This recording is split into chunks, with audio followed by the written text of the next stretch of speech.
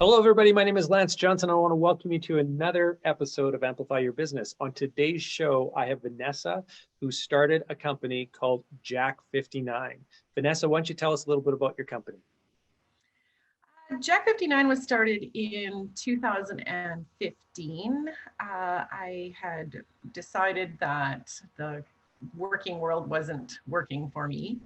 So I was driving home from work one day and I just decided I wasn't going to go back the next day. So but I quickly realized that I needed to obviously do something. So I knew what I liked to do and I had some interests. So I started making soap and body scrubs, things like that.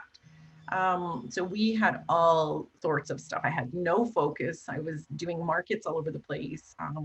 People would ask me, do you make bath bombs? I'd be like, sure, I make bath bombs. And I would make some bath bombs. But so a few years into the business, I realized that I wasn't quite happy. And so we would travel every winter. And every winter, I would buy a shampoo bar because I love the product, but I couldn't find one that worked for me. So we were on vacation and I was using the shampoo bar and it was driving me crazy. I literally was going insane. So we went and bought some regular shampoo in a bottle and I just caved because I couldn't do it. But I started wondering why. So when I really dug into the research, we were sitting on the beach and when it hit me, I almost fell over. So I was so excited because I knew what it was. I knew why these bars weren't functioning properly. And it really quickly became a passion of mine. I mean, I've always kind of loved hair, I've always been quite particular about my hair growing up, and it involved creativity, it involved my science background, and it involved a business that I was actually already kind of doing. It started in my kitchen. I hired one of my friends actually to work with me, and we quickly built a workshop in our basement. We worked in there for almost a year. And then we are now in a full-fledged facility. We have 7 girls that work with us. They're wonderful ladies. Okay, so let's break this down a little bit then, just so that everybody understands the exact product then that you're selling. So you started your business about 5 years ago and you didn't have a passion, which is really interesting. So a lot of entrepreneurs, they'll get the entrepreneurial bite or bug, because they are seeing a need in the marketplace, or they're really frustrated with something and they think that they can do a better job of it or deliver a better product or whatever. Now, in your case, that wasn't it. You were really frustrated with your day job essentially, and you decided, enough is enough. I'm going to embrace this entrepreneurial nature that I might have, as well as obviously it's been around you your whole life with your family and so on. So you venture out. You start just dabbling in soap making, attending different markets and stuff, but that's not the product you're selling. You're selling a shampoo and conditioner bar then, right? So that's really where you're finding then this niche after you started getting frustrated with the shampoo bars that you were using yourself then, correct? Yeah, absolutely. So with regard to the shampoo bars though, why don't we, tell the audience a little bit more about what that product is. Now, obviously, I don't really use a lot of hair products, whether it's to clean it or to make it look better. But when it comes to shampoo bars or conditioner bars, I've never even heard of those before. And so that's a totally foreign product to me. So what exactly is a shampoo bar? So a shampoo bar is really just a solid version of the normal liquid shampoo that is mostly on the market today. I grew up in a very sustainable oriented family. So it was always a part of my being that, sustainability was a focus. So it really is just a version that contains no water. So in essence, then it doesn't require preservatives or being in a plastic bottle. So when you're done with the product, you're done with it and it's gone and there's no waste. It's a really simple item actually when it comes down to using it. So a lot of people are like, oh, I've never used this before. How could you possibly use this? It's weird. Just rub it on your hair. but it is that simple. You literally just wet your hair, wet your bar, kind of get it going, take it top to bottom, give it a few rubs, work it in, wash it out. It's really that simple. And they're super convenient if you're traveling, maybe if you're at camp or something like that, having a little camp out. And the product is sulphate free, which is one of the things that I changed. Most of the bars on the market that I was purchasing had sulfates in them, which just make them a little harsher, and they could be a little more irritating than a sulfate free version. So we And so have. is that where the scalp irritation that you were experiencing when you were using these other products before you started making your own, is that what was causing that issue? Yeah, so inevitably, powdered sulfates, they have a higher pH. So people can try to adjust those pH. Some people don't try at all, which is will really irritate your scalp. But some people will try to adjust them, but you can't ensure that that pH is consistent throughout every bar unless you're literally testing every bar. So what we did was we created formulas that were naturally pH balanced so that we didn't even have to play around with that balance. So every bar that you purchase is naturally at that right pH. So it made the formulating a lot easier. Okay, really. So that's the improvement then that you had made. It's super sustainable. You're not using sulfates, plastic free then, and the packaging and everything else. What Yeah. other key features am I missing here? So our whole line is a vegan line. So we don't use any animal products in our bars. We have a lot of gluten-free options. We didn't start out intentionally having gluten-free options, but we found that just along with the sustainability issue, there's other things that are happening in our world around us that people are having to adapt to. So there's a lot more people with allergies. There's a lot more people with sensitivities. So we found that our clients were asking us for gluten-free options. So not all of our bars are gluten-free, but we have a lot of varieties that are gluten-free because we really try to work with our customer base. So just on that note, just because I do know some celiacs, and so I didn't realize that they would have a reaction to something they apply to themselves. So shampoos that aren't gluten-free, some could have. Is that the case with all celiacs then, where they could No, have issues or?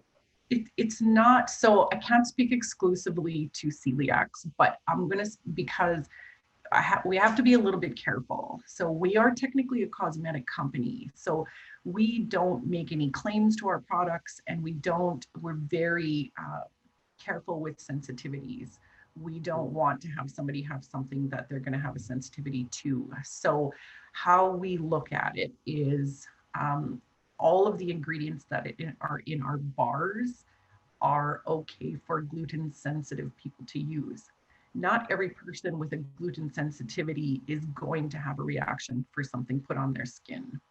I see. But some people will. So depending on the level of their sensitivity, they can actually have reactions from things being put on their skin. So yeah, we just. Very interesting. I had no idea. So for those in the audience, if you know somebody who has some sensitivities, definitely this is an option. And especially if you have somebody who wants to maintain a vegan lifestyle, I'd imagine as well, you're not doing any testing on animals or anything like that either, right? So I just test on family members.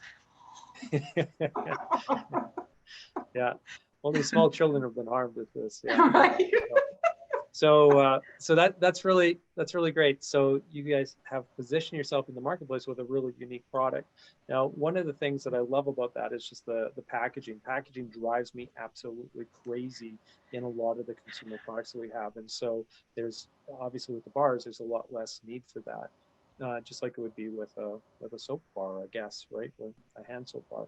And is that a good parallel to compare basically body wash soap to a hand bar soap is kind of the same as comparing your guys's hand or your guys's bar shampoos and right? conditioners to the liquid ones? So in our shop, we have a kind of little ongoing joke that we don't use the S word, meaning soap, which is kind of funny because we share our facility with a soap company, but our product is very different than a soap. So a soap is a product that is, you take lye and oils and it goes through actually a saponification process to create soap. That soap is fantastic for your body, but it has a really high pH. So it can be about a pH of about 9 or 10. Our hair in our body, well, our body can tolerate it. Our hair and our scalp are more about a 5.5 pH. So it's a little more acidic. So you can go this way with your shampoo, but you shouldn't go that way with your soap. So Yes. yeah, So how do the companies who are selling those all-in-one hair and body wash and everything else, the right. three in So ones, like, and we do have a bar like that, but it is that exact reason. So that for your shampoo, it has a nicer pH that your skin is absolutely happy with, but because it has that lower pH. So you can have an all-in-one shampoo, body wash, whatnot. It just cannot be soap based. And okay. we fight that battle all the time because a lot of companies, they they claim that, you know, they're all natural, which means it can mean a world of different things, but they will market a soap bar as a shampoo bar. So you cannot change soap. Soap is soap. There's absolutely nothing you can do with it to change that pH. So it's never going to be ideal for your hair. It is always going to cause damage. So we do have that battle that some people will be like, oh, I tried a shampoo bar and I'll never try another one.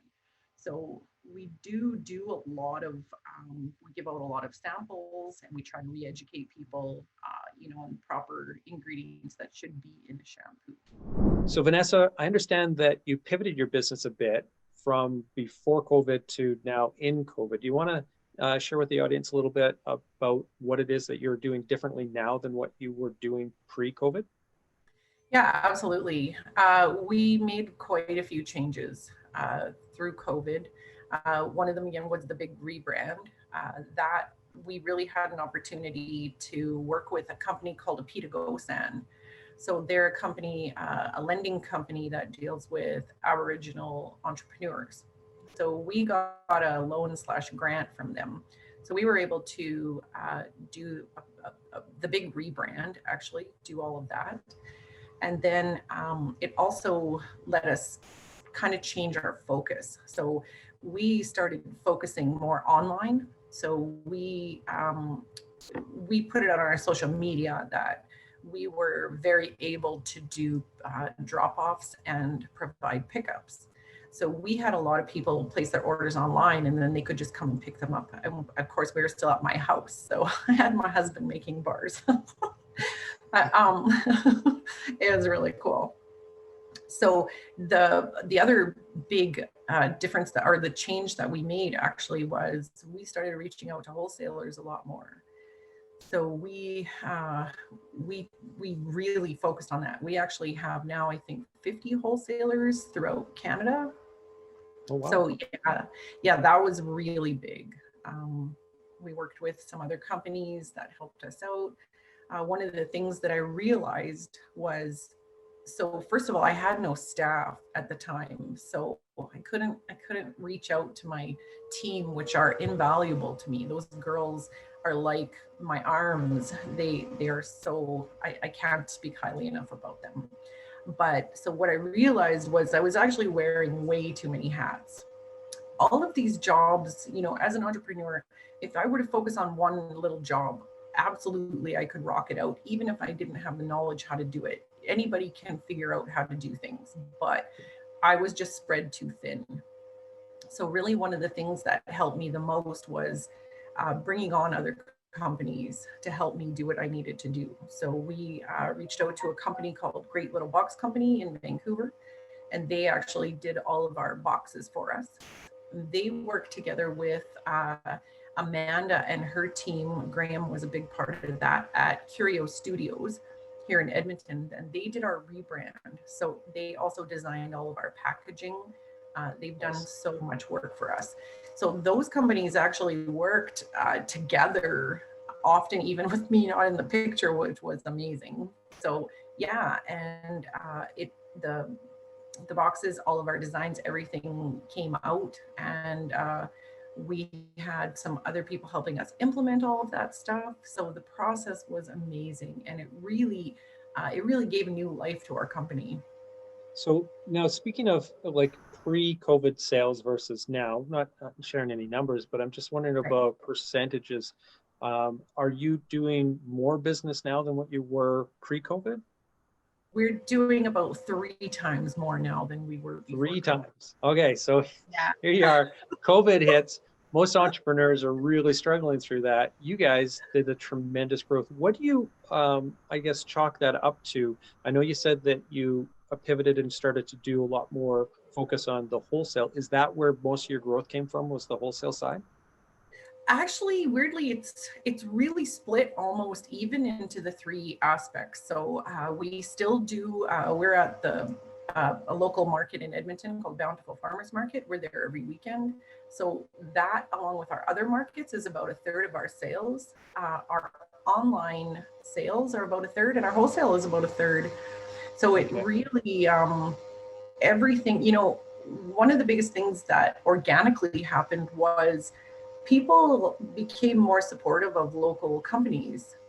So I noticed it almost immediately, where people would literally like phone me or shoot me an email and be like, I noticed that you're not at the market. How can we buy your product?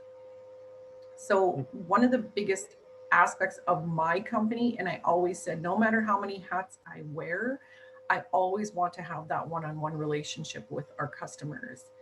Yeah. When this all came about, and I finally found that passion, I found the passion for the product that I wanted to do.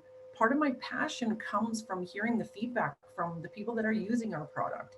And I never wanted to separate myself from that, because even through all of our struggles and growth and pivoting and learning how to adapt to the market, that feedback is what keeps me passionate about my business. So I definitely, I mean, I owe it mostly also to our customers. Our customers are amazing for giving word of mouth reviews. I can't even count the number of people who have told me, I now have my mom, my sister, my kids, my husband, all of my friends. I've told them about your product, and now we have them all hooked on it. Yeah. So that's been huge for us through COVID, for sure. Well, yeah, the word's getting out because you guys were also nominated and became a runner-up in a big award here in the province of Alberta. So tell me a little bit about that award. Yeah, so we actually won runner up for our Jacked bar, which is actually a bar that we market towards men. So speaking of the head to toe bar, that bar actually, I formulated it to be kind of like an all-in-one bar. So you can shave with it, use it as body wash. It's designed to reduce a dry, itchy, flaky scalp, which turns out is very common in Alberta. Yeah. Also, it's just something inevitable that can happen to a lot of men, because um you know I don't want to say this in a, I don't want to make it sound like men don't care, because we have a lot of men that really care about what they're putting on their head. But it can Yeah. also just be sort of like an easy, whatever is there, men are okay to grab it and put it on their head. So I just wanted to offer them an easy, convenient solution to just picking up whatever happens to be there and using it on your head, because your scalp takes just as much care as your hair does. So even my husband doesn't have much going on up top, but he loves the bar because he gets a dry scalp. So inevitably, you kind of do the whole works. He has a big beard, so it kind of all goes in one. But that Jacked bar, being the runner-up, actually, we don't really market much to men, but that bar turned out to be our most popular bar. We sell that bar almost 2 to 1 for every other bar that we sell. That's really interesting. Yeah. Yeah. So I mean, obviously I'm not the target for the hair, but when it comes to the body wash and everything else, definitely I could see that bar being a really good one for that purpose. And so I'll be looking at placing an order on that for sure. Now, when it comes to the award itself and you guys getting that recognition, did that boost your sales at all? Did you get any impact from that beyond just, you know, having a nice something to talk about and to say that you guys were runner up? Right. It is a little hard to track actually if it increased our sales or not.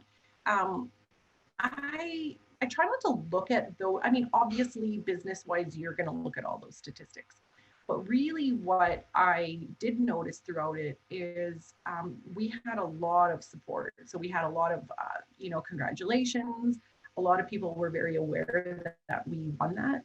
That contest, the award, I guess, was given out by Made in Alberta Awards, who was featured in Avenue magazine. So we actually got a spot in their article for that.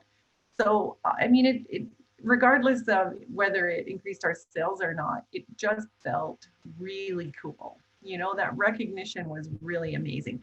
And the other people that were in those categories are amazing companies. Like we are among some really fabulous companies. Change Toothpaste, that does toothpaste tablets, they were among the runners up. I'm actually wearing a jacket that I purchased at the Made in Alberta Awards. It's created by a company called Lumberjill, and they're another amazing company. So one of the biggest things that I took away from it is a camaraderie with all of these companies, and having that networking with other small businesses in Edmonton is priceless. I can't say how the limits of that value are endless for sure. Yeah, you're singing to the choir here. I mean, it is just an incredible community that we have, in the Edmonton region, but right across our province. And so small businesses are really truly the backbone to our economy and to our communities because we employ so many people. When you add it all up, it's way bigger than any of the biggest employers in our province. And so collectively, we really truly have a huge impact. And so the more we can be supporting each other, the more we can be buying locally, especially in times like now, especially when we have, Amazon boxes getting dropped in every morning. I see the boxes out on the street. It's really, really important for us to be supporting our local businesses. And it's great to see a gem like yours find success in this time. Now, prior to us hopping on and starting the recording, you were just talking a little bit about some of the challenges that you've had because you have been wearing so many hats. And so trying to manage the marketing and not knowing exactly what you should be doing there. And you would ask me a question just around, okay, so where do I start sort of in terms of applying a focus? And my answer to you at that point was, you've got the great product, you've got your distribution set up, you've got your supply chain set up, you have your manufacturing all set up. Now what you want to do is start to basically focus on the sales side. But before you start pushing ads or really pushing hard on the promotional side of things, what you want to do is make sure that you've got everything set up downstream. So think of your marketing effort as being, a sales funnel. So at the top is where your customers will come in and or prospects and so on, people who maybe are kicking the tires and looking at some of your products and are interested in it. And then they filter down into being a purchaser. Now, with that funnel, though, there's different types of messaging and different types of activities that you have, or that each buyer would typically go through before they get to that purchase decision. And you have to make sure that you've got everything set up so that you can maximize the number of people who get from the top of the funnel to the bottom of the funnel. You don't want it to be pinched off. You want it to be as vertical as possible. So you're getting all of that traffic turning into, or as much as you can, turning into customers. And so when it comes to marketing, you want to be building those, the infrastructure sort of. So thinking of it in terms of your production processes. You can't be selling a bunch of bars if you don't have everything set up. You don't have your recipe set up. You don't have the manufacturing. You don't have your team set up, and so on. It's the same thing with the marketing. So what you want to do at the beginning is think through, okay, so what is it that I need to do in order to generate immediately an impact on the sales side of the equation. And so you do online sales. What I would say is that you'd want to do a abandoned cart campaign. So that's going to be your first step. So that's setting up an email sequence that will go out to those people who have added something to their cart, but they just didn't check out. Those are the lowest hanging fruit, so to speak, in terms of the marketing / sales world. So that campaign, then you want to be connecting Shopify to the right plugin, basically, or extension that's going to allow you to capture that information and then send something to them, whether it's an offer or just a reminder that, hey, you've got this product still sitting there waiting for you. So it's the Amazon model, essentially. If you've ever shopped on Amazon, right, they just they come back to you if you don't check out, and that's what you want to do. So that's the first thing. The next thing that you really want to focus on then is, okay, well, how do we get people to add product into the cart? So we know that we're going to get some traffic into the website. How do we convert them? And the thing that you want to do there is make sure that your landing pages are really compelling, that it has the information that every person who might go through that buying decision is going to need in order to make the purchase decision, right? And so those are going to be, great photos of it. It's maybe some testimonials, if you can be showing them how the product works, if you can explain how it's different than regular shampoo or regular conditioner, how it's better for the scalp, how you don't have all these other chemicals in it, how you're minimizing the use of, or eliminating the use of sulfates and so on. So all the different selling features that would really compel those people to purchase. Now, you likely understand, what most of those are because you're so connected to your customer, because you, like you said, you're really focused on making sure that you're having that relationship with your customers, that you'll always be in touch regardless of how many hats you're going to wear. And that feedback loop is really, really important. And so pay attention, especially for those businesses out there who don't have as much right now of a feedback loop going. Ask the questions, survey the customers, find out what is it that they love about your products. Look at your Google reviews, look at your Yelp reviews, look at your Facebook reviews. Find out what it is that people are saying that is so fascinating or unbelievable about your product or service. That is the little selling nuggets that you want to include into those landing pages. And in your case, those are your product pages, right? And like I said, testimonials, they are golden. If you can get somebody talking about why they purchased your product in their own words, it really resonates with your audience even that much more. So being really intentional about the type of information you're putting on those landing pages. So that's the people who are landing there or getting over to your site. So the other thing that you want to think about is, okay, well, how do I get more people to the site then, right? Onto those product pages. And so the key here is list building. So if you can compile a list of your customers that you have right now, right? So Shopify is collecting all that data. You want to then start sprinkling out information to them about new products, about new features, about new specials, new limited edition bars, or whatever the case might be. That list of past customers is extremely, extremely valuable, because it's so much easier to sell another bar to an existing customer than it is to go out there and get a new customer who doesn't know you, right? With that first sale. So then you've got that as a list. And then what you want to do is compile a list of those people who come to your website but don't purchase. So what can you give them in exchange for their email address? So think through that part of it. So oftentimes on the retail or e-commerce, they will usually give a discount oftentimes for their first purchase. Or so they sign up for the newsletter and get 20% off of their first purchase, or something to that effect. So that's a great lead generation tool that will allow you to get their contact information before they even make a purchase. So that's really helpful. Now, for those people who don't actually give you their email address, but they came to your website for whatever reason, whether it's through a paid ad or from a social media ad, social media post, or maybe word of mouth, whatever the case, if they come to your website but don't purchase, they're not lost, because you can follow them around the internet by putting a cookie into their browser. And so, or in the Facebook term, they call it a pixel. And so what you can do then is position an ad to them once they have left your website. You can position an ad to them when they're over looking at the Facebook stream, or when they're watching a video on YouTube, or when they're looking up cooking recipes online. So you can position ads regardless of where they're at on online. And so those ads then would be about the product that they were looking at on your site. And that's really key, is to really personalize it. And the idea there is to entice them back.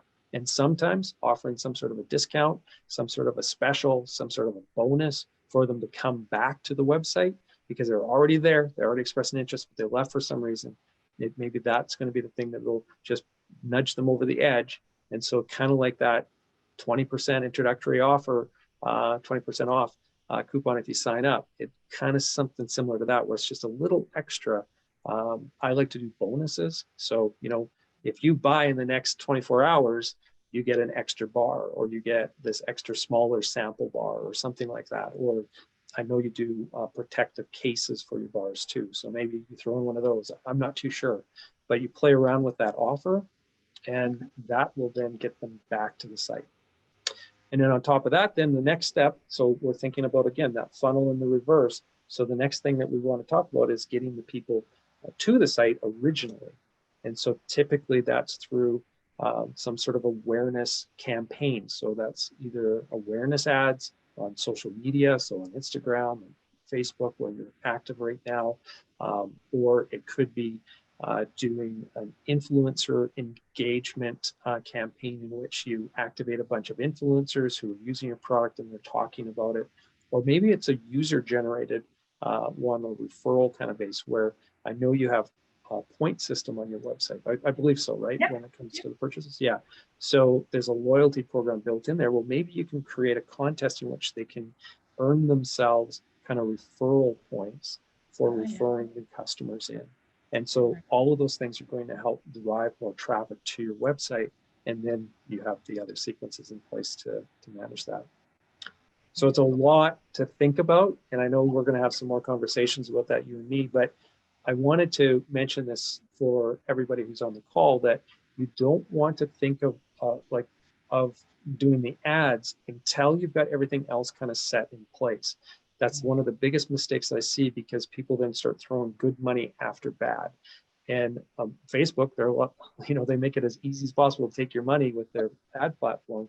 But the challenge with it is, if you don't have things set up on your website, and the follow-up sequences, the abandoned cart sequences, and all these other things on the marketing side, then that ad spend that you're spending to get traffic into the site, you're only going to get a small percentage of it that's going to trickle down into a customer, right? And so you're going to have a very, very, very pinched off funnel. We want to open that up, get as many customers flowing through as possible, and maximize your ad spend. So that's really important. It is challenging. I know we were talking about that, because like you said, Facebook and Instagram, they both make it really easy to place those ads, and you almost get into like an anxiety that, you know you have to have them out there, you know that they work, but then you're like, I'm just gonna put an ad out there and I'll feel better that it's out there. But really you're just throwing away money, because you know in your heart that you don't have the other aspects set up. So the other pieces, I should say. So yeah, it's definitely So Facebook ads work, Instagram ads, they work. They will drive the traffic over to your site.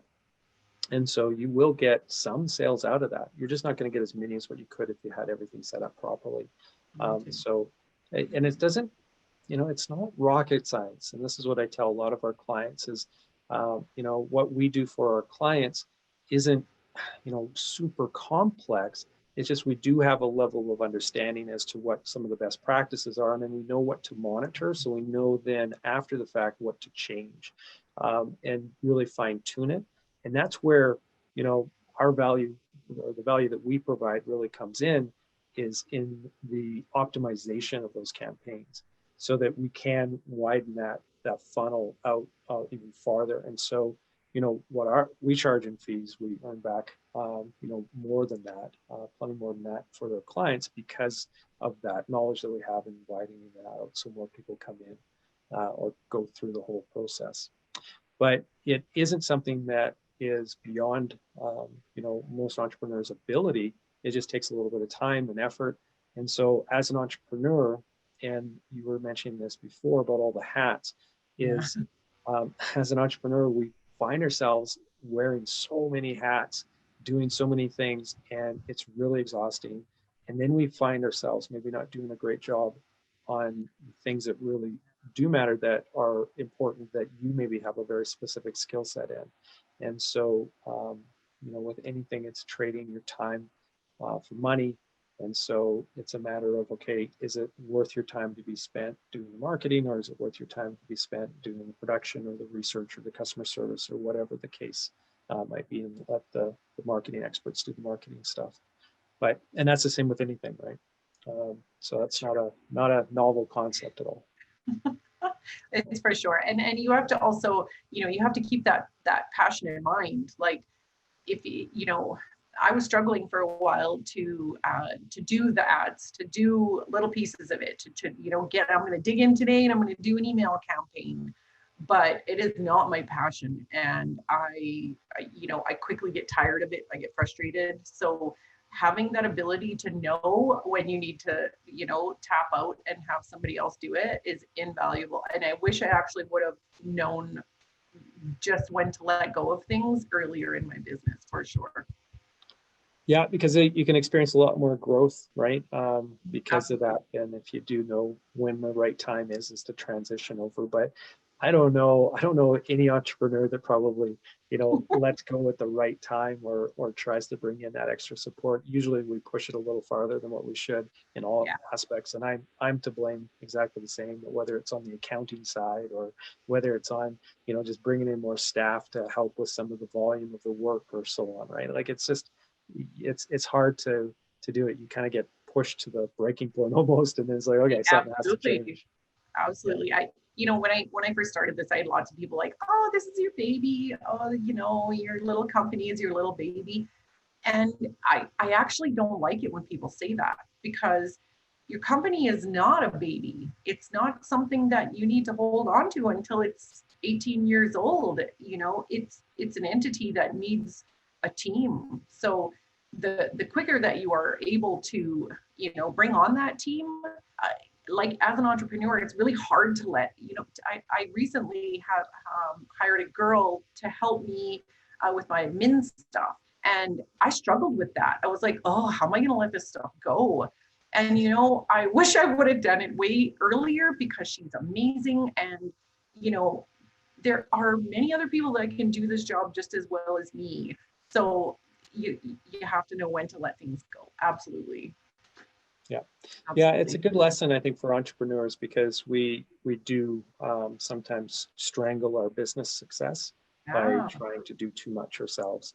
And I speak of that through experience, for sure. It's one of those things that I think every entrepreneur does struggle with, because you're always fearful that, well, can I afford that extra support and so on, as opposed to looking at the lost opportunity or the opportunity cost of you spending your time and focusing on this other area where you could actually, use your valuable time much more effectively someplace else and hire out more reasonably the support that you need in those other areas. Yeah. I agree. Well, thank you so much, Vanessa. I really appreciate you sharing your story. I love how you've pivoted your business. I love the success that you're seeing through this COVID time. And there are so many businesses out there that are experiencing something similar to yours, but also a lot of businesses out there that have been really struggling. And I hope that you've inspired them to look at their business slightly different and try to make their pivots themselves. And so in your case, you pivoted hard on online, on the delivery, on the wholesaling. And these are things that you maybe wouldn't have jumped into quite as much had COVID not hit. And so with COVID, it can be a bit of a gift in a way, or any of these crises can kind of be a bit of a gift in the sense where it really shakes up our thinking about our business and how we really can move things forward. And so I appreciate you sharing that. I appreciate the fact that you had the strength and determination to do that. And I'm just so excited with the success that you've found through this time. I mean, 3Xing through COVID is unbelievable. Really good. Thank you. Yeah, it's great. Okay, so I was just going to ask you, where can people find you? Just make sure that people know where to come over and grab these really amazing bars. So you can find us at www.jack59.ca. You can find us on Instagram, Facebook at Jack59Bodyco, BODYCO. We're also at lots of local markets in Edmonton. We're at the Bountiful Farmers Market. It's a beautiful indoor year-round market in Edmonton. We are there every weekend. And on our website, we have a list of all of our stockists all across Canada. Awesome. So you're in Canada exclusively, or are you also in the States too? We have lots of orders that go to the States, and we actually just got our first retailer in Washington this week. Excellent. Okay, yeah. So we're taking over North America. Right. Fantastic. And this is the beauty about the online e-commerce, right? I mean, it doesn't matter where people are at. Now, all of a sudden, we've got all of North America and potentially globally as being potential customers out there. And so when you're making great product and you have a great story and you're doing really great work, that gets around. And so you can only expect it to grow and grow. So good job. Thank you. Well, there you go, everybody. That's a wrap for this week's episode. Thank you so much to Vanessa for coming by and sharing her story. And if you're interested in learning more about marketing, or you want to hear some other inspiring stories from other entrepreneurs, head over to www.amplemedia.com/amplify, and that's where you'll see our archives. And by the way, if you know any other small businesses that should be showcased on our show, definitely send me an email at lance@amplemedia.com. I'd be happy to reach out to them and I interview them for the show. So thank you again so much for stopping by. Take care, everybody.